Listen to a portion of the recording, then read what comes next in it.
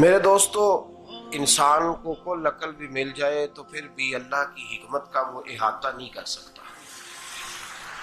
رب کریم کو زیادہ پتہ ہے کہ ہمارے لیے کون سی چیز بہتر ہے اور کون سی چیز ہمارے لیے نقصان کا باعث ہے۔ اللہ تبارک و تعالی کی حکمت یہ چاہتی ہے کہ میرے بندے پریشان نہ ہوں۔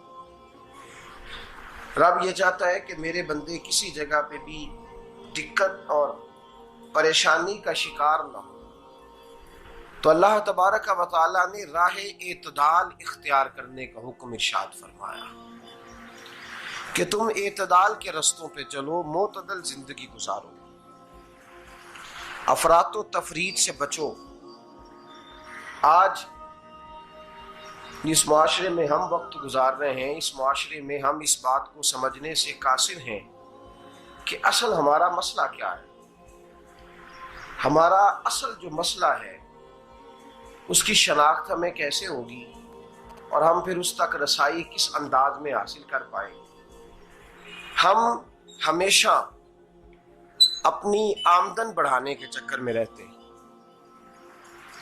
ایک کام اور شروع کر لیں، پارٹ ٹائم جاب شروع کر لیں، کوئی سائیڈ بزنس اس کا آغاز کر لیں۔ ہماری جو دوڑ لگی ہوئی ہے وہ لگی ہے کام بڑھانے میں، آمدن بڑھانے میں، حالانکہ اسلام ہمیں یہ کہتا ہے کہ تو آمدن بڑھانے کے چکر میں نہ پڑ، اصل بات یہ ہے کہ تو اپنے خرچے کنٹرول کر۔ تنگ انسان وہ نہیں ہوتا جس کی آمدن تھوڑی ہوتی ہے، یہ توجہ کیجیے گا میری بات، یہ قیمتی بات ہے اور گفتگو ساری کا لب لباب ہے۔ تنگ بندہ وہ نہیں ہوتا جس کی آمدن تھوڑی ہوتی ہے، اصل پریشان وہ ہوتا ہے جس کے خرچے زیادہ ہوتے ہیں۔ اور ہمارا جو روزمرہ کا نقصان ہو رہا ہے نا، وہ آمدن کے معاملات میں نہیں ہو رہا۔ بنیادی نقص جو واقعہ ہو رہا ہے وہ یہ ہے کہ ہمارے اخراجات زیادہ ہیں، اور وہ اخراجات کسی اور نے نہیں بڑھائے، وہ خرچے ہم نے خود بڑھا لیے ہیں اور اب ہمیں اس کا نقصان بھگتنا پڑ رہا ہے۔ اور اگر آپ صحیح معنوں میں ٹٹولیں تو جو بہت امیر لوگ ہیں وہ تو ان خرچوں سے بچ گئے۔ میں نے بہت سارے ایسے ختمات میں شرکت کی ہے، میں بہت ساری ایسی جگہوں پہ گیا ہوں کہ جہاں لوگوں نے بڑا مختصر سا ختم دلایا ہے تو ہو گیا ہے ختم۔ ختم کے معاملے میں کب کسی نے پابندی لگائی ہے کہ اس میں 200 آدمی شریک ہوگا تو تب یہ سال ثواب صحیح ہو سکے گا؟ کون کہتا ہے؟ یا شادی کے موقع پر اگر سارے بہن بھائیوں کو نہ بلایا گیا تو میری شادی پایہ تکمیل تک نہیں پہنچے گی، اس میں برکت نہیں ہوگی، یہ کس نے فتویٰ دیا ہے؟ معتدل زندگی کا اسلام حکم دیتا ہے۔ میں پڑھ رہا تھا کہ ایک بہت بڑا صدر ہے، غالباً سوڈان کے صدر کی بات ہو رہی تھی، تو اپنے بیٹے کی بارات لے کے گیا تو 4 لوگ گئے ہیں بارات، اور 15 لوگوں کا اس نے اہتمام کیا اپنے گھر میں کھانا کھانے کا۔ تو کیا شادی ہو گئی کہ رک گئی؟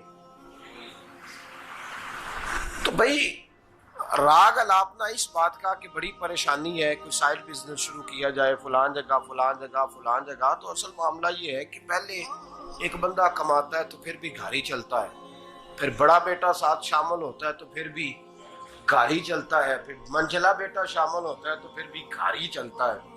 جو رونا دادا جی رویا کرتے تھے کہ بڑی مصیبت ہے، بڑی مشکل ہے، گاؤں میں رہ اکیلے ہوتے تھے اور وہ 5 بچوں کو اور 4 بچیوں کو وہ پالتے تھے، تو جو وہاں پریشانی تھی وہی آج پریشانی شہر میں آ کر پڑھ لکھ کر موٹی تنخواہ لے کر وہی پریشانی ہمیں ہے۔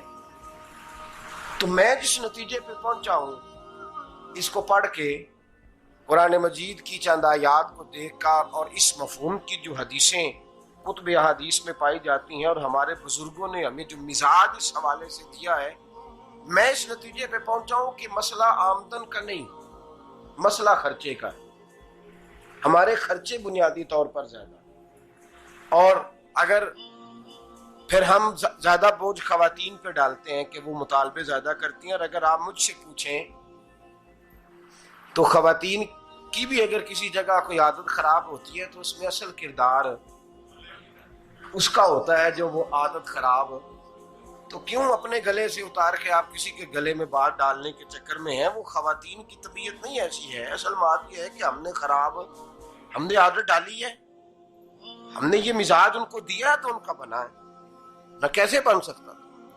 تو اعتدال جب تک زندگی میں نہیں ہوتا، پانی پیاس بجھاتا ہے لیکن ایک گلاس ہی ہو تو پیاس بجھاتا ہے، بالٹی کو منہ کو لگائے گا تو کپڑے بھگو دے گا اس کے. حالانکہ پانی بری چیز کا نام نعمت ہے نا بہت بڑی اللہ کی، لیکن پیالے میں ہی اچھا لگتا ہے. کوئی مٹکا منہ کو لگائے گا تو تانگ ہوگا، پیالہ ہی بہتر ہے اس کے لیے. تو میرے دوست، مٹکے سے بھی بعض اوقات کام چل جاتا ہے، لیکن اگر کوئی کہے نہیں مجھے دریا ہی چاہیے تو اس کا تو گھر بہ جائے گا، سارا گھر بہ جائے گا اس کا. ہمیں دریا قابو کرنے کا موڈ بنایا ہوا ہے تو اس سے گھر بہا کرتے ہیں، اس سے گھر بنا نہیں کرتے. گھر پیالے سے پانی پینے سے بنتا ہے. اگر تو دریا پہ قبضہ کرنے کا موڈ بنائے گا تو گھر بنے گا نہیں، گھر بہ جائے گا. آگ نہ ہو تو کھانا پک نہیں سکتا، لیکن ہلکی آنچ سے کھانا پکتا ہے. اور اگر آنچ تیز کر دی جائے تو جی قرینے قیاس بات کر رہا ہوں، میں عقل سے ماورا نہیں کر رہا. قرینے قیاس سمجھانے کے لیے مثالیں دے رہا ہوں. ہلکی آنچ پہ کھانا پک جاتا ہے اور آگ تیز ہو تو کھانا جل جاتا ہے. تو کھانا اتنی دیر کھانے کے قابل رہتا ہے جب تک وہ ہلکی آنچ پہ پکتا ہے. تو جتنی مرضی تو کہتا ہے نہیں میرا گزارے نہیں، آگ تیز ہونی چاہیے، تو میاں جل جائے گا، جل جائے گا. ہوا نہ ملے تو سانس نہیں آتی، ٹھیک ہے؟ آکسیجن نہ ہو تو سانس، ہوا نہ چلے تو گزارا نہیں ہوتا. لیکن اگر تیز جلے نا، اگر تیز چلے تو آندھی اور طوفان بن جائے تو چھتیں گرا دیتی ہے، جانیں لے لیتی ہے. ہم ہیں طوفان کے چکر میں، ہم ہیں دریا کے چکر میں، ہم ہیں بڑے لاؤ کے چکر میں. تو میاں ہلکی آنچ ہی اچھی ہے، یاد رکھ. اور ایک گلاس پانی کا اعتدال سے ملتا رہے تو وہی ملتا رہے، ضرورت کے وقت وہی بہتر ہے. تو پورے دریا پہ قبضہ کرنے کا پروگرام نہ بنا، تانگ ہو جائے گا. اور میرے عزیز یاد رکھ، ہوا سانس لینے کے مطابق ملے تو وہی اچھی ہے، جو سانس بند کرنے پہ آ جائے وہ ہوا اچھی. ہم نے چکر چلا لیا ہے کہ زیادہ پیسہ، راتوں رات پیسہ، لمبا پیسہ، یہ پلاٹ بھی میرا، وہ پلاٹ بھی میرا، گجرانوالا بھی، گجرات بھی، لالا موسیٰ کھاری اور پنڈی تک جہاں میں جاؤں میرے نام کی تختیاں لگی ہوئی ہونی چاہیے. اسلام منع